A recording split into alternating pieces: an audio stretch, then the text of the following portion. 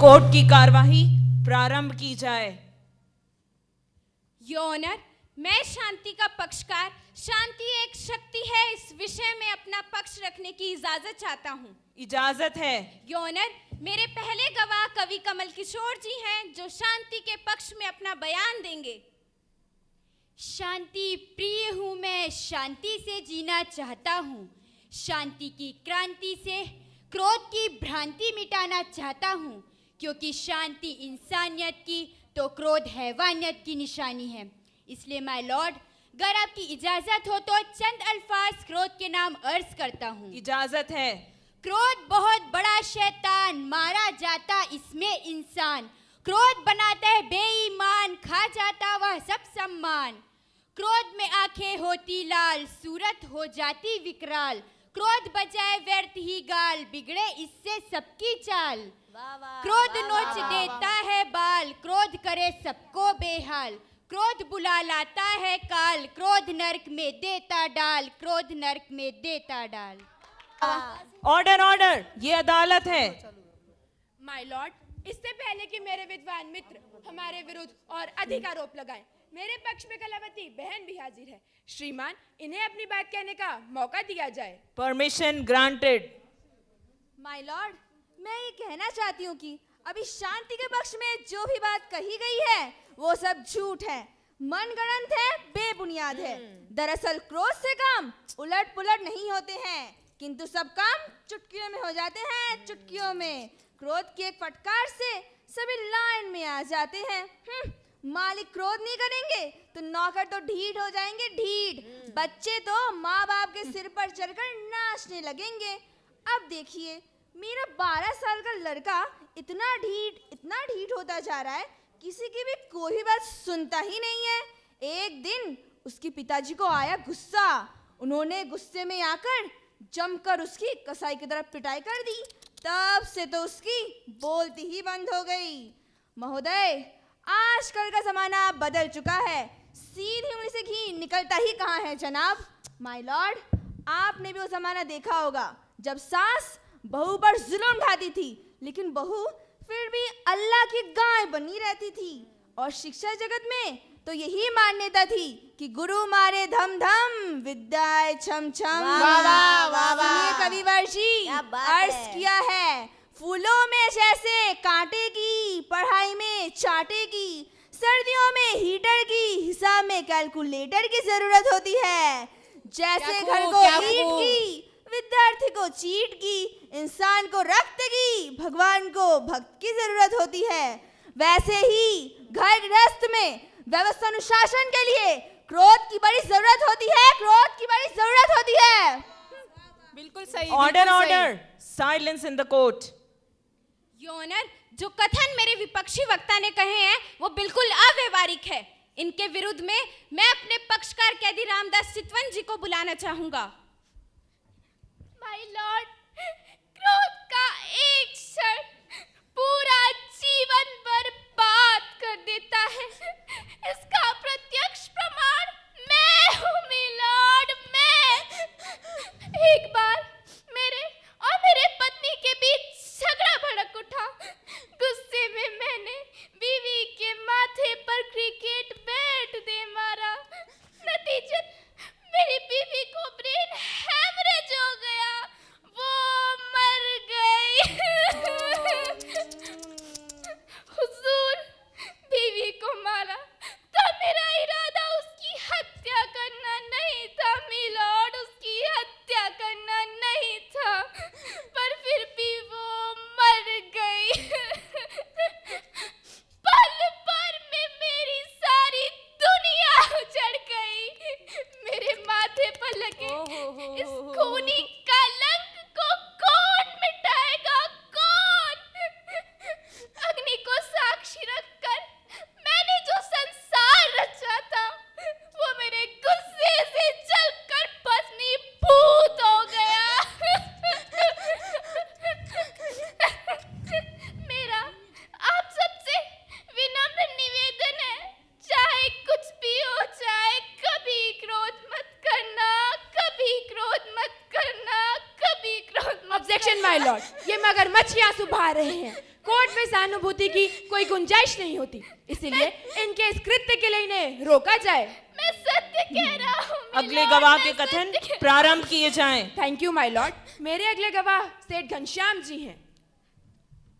देखिए my Lord, Ramdas चितवन जी के अनुसार मैं ये मान जाता हूँ कि मैं क्रोध नहीं करूँगा, हाथ पे हाथ धरे बैठा रहूँगा, और अगर कभी हमारे घर में चोर घुस जाए इनको तो कोई फर्क नहीं पड़ेगा, घर तो हमारा है, चोर हमारे घर आएंगे, हमें लूटेंगे, घर फोड़ेंगे और हम क्रोध नहीं करेंगे, है ना। उस चोर को बोलेंगे भैया ले जाइए घर का सारा सामान ले जाइए, जेवर पैसा धन दौलत सब ले जाइए, आइए तो मैं ही जेवरात आदि निकाल कर आपको भेंट कर दूं, खुश। आप क्रोध रहित जीवन की बात करते हैं, मेरा प्रश्न है क्या आपकी शांति मेरे घर को बचाएगी?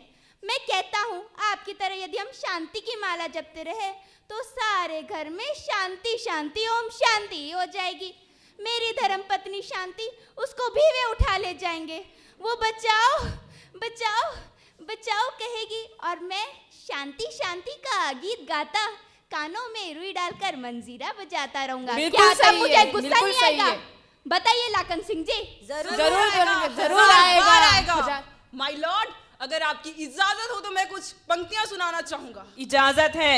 जियो तो जियो शेर की तरह, दबो मत तुम बटेर की तरह, वाह वाह, बनो वाह वाह। मत तुम इतने भी सीधे कि तुम्हारा मुख कुत्ते चाटे, वाह वाह। बनो मत तुम इतने भी दब्बू कि तुम्हें कोई गीदड़ डांटे खब्बू, बनो मत तुम इतने भी मीठे कि खा जाए लोग तुम्हें बेर की तरह, वृत्ति सिंहों की अपनाओ तुम, रहो तुम जरा दिलेर की तरह, जियो तो जियो शेर की तरह, जियो तो जियो शेर की तरह। योनर, ये अपनी हद पार कर रहे हैं। कोर्ट में इस तरह की भाषा का इस्तेमाल करना कानूनन जुर्म है।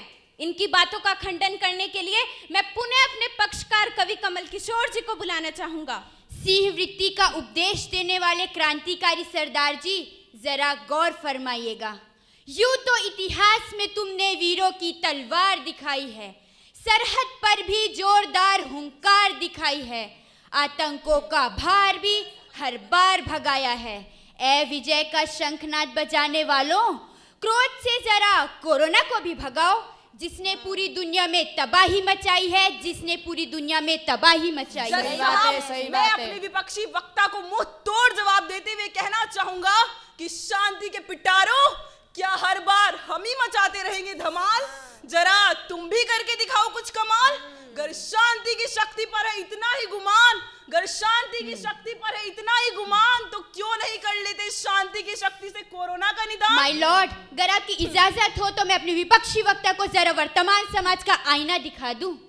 देश में जब कोरोना अपनी जाल बिछा रहा था, देश में जब कोरोना अपनी जाल बिछा रहा था, शांति का मशाल लिए कोरोना वॉरियर्स ने ही सबको संभाला था।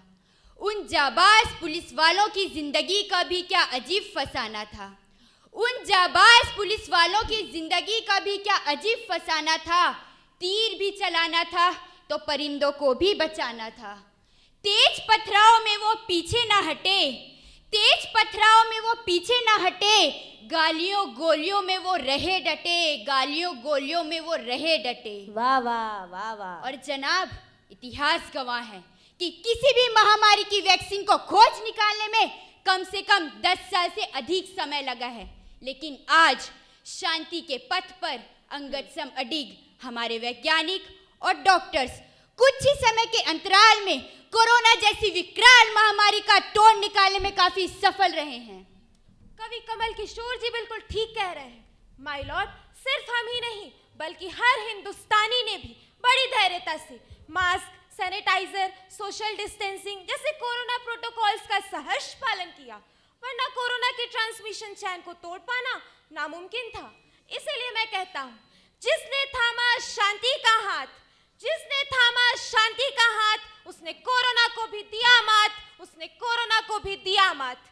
पर अफसोस, इस संकट काल में जिसे क्रोध की हवा लगी, इस संकट काल में जिसे क्रोध की हवा लगी, उसे फिर ना दवा लगी ना दुआ लगी। मेडिकल साइंस का भी ये दावा है कि शांति हर मर्ज की दवा है और क्रोध हर बीमारी की वजह, क्योंकि क्रोध एक जहर है जनाब, जहर, जो मानव की प्रतिरोधक क्षमता को बहुत तीव्रता से क्षीण कर देता है। और यदि रोग प्रतिरोधक क्षमता होगी कम तो बीमारियां दस्तक देगी हरदम हरदम हरदम। सही बात वाह, है। क्या बात है डॉक्टर साहब, आप तो अपने धंधे की बात कोर्ट में करने लगे। जो सत्य है उसको सुनने में आपको क्या तकलीफ है? तकलीफ? अच्छा वकील साहब, आप एक बात बताइए, जैसा कि हमारी पौराणिक कथाओं में वर्णित है, शंकर भगवान, महर्षि दुर्वासा, विश्वामित्र, ऐसे ना जाने कितने ही नाम हम आपको गिनवा सकते हैं जिनकी क्रोध की धधकती ज्वाला से पूरे भूमंडल पर तांडव मच जाता था। डॉक्टर साहब, मैं आपसे पूछता हूँ कि क्या इतना क्रोध करने से इनके शरीर पर कोई प्रभाव नहीं पड़ा होगा? बताइए डॉक्टर साहब, बताइए।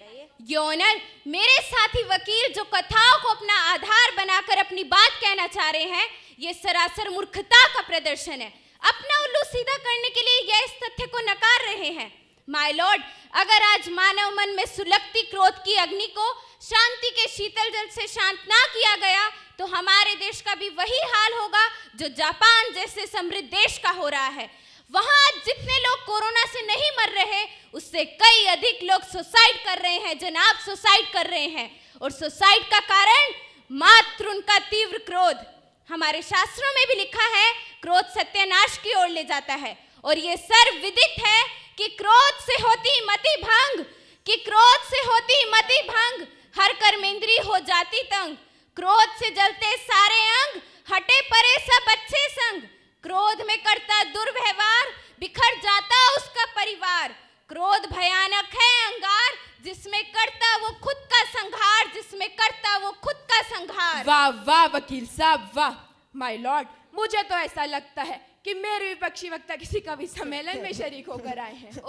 महोदय, मेरे विपक्षी साथी ने या तो विषय को ठीक से समझा नहीं है या फिर जानबूझकर वे समझना ही नहीं चाह रहे हैं कि चाहे क्रोध की कितनी भी वकालत की जाए, लेकिन यह अकाट्य सत्य है कि अशांत मन की मरुभूमि में शांति की घास कतई नहीं उगाई जा सकती। इसलिए वकील साहब, मैं आपसे यही कहता हूँ कि इंसान को इंसानियत के तराजू में तो तोलिए, इंसान को इंसानियत के तराजू में तो तोलिए।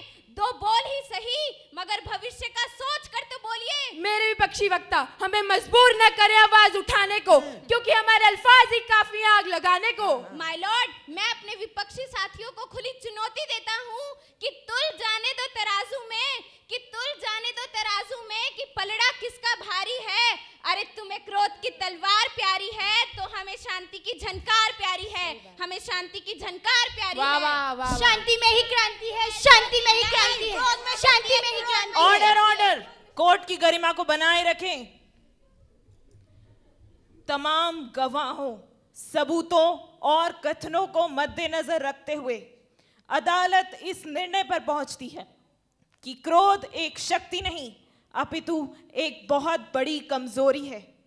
आज की दुनिया को देखते हुए और आने वाली दुनिया की बेहतरी के लिए शांति आवश्यक है।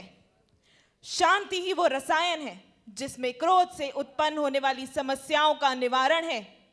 इसे निर्मूल करने के लिए शांति की अमृत धारा जरूरी है। तो क्रोध के विपक्ष में अज्ञप्ति पारित की जाती है। उभय पक्ष अपना अपना व्यय वहन करेंगे। मुकदमा क्रोध के विपरीत अर्थात शांति के पक्ष में दिया जाता है। कोर्ट की कार्यवाही यहीं समाप्त की जाती है।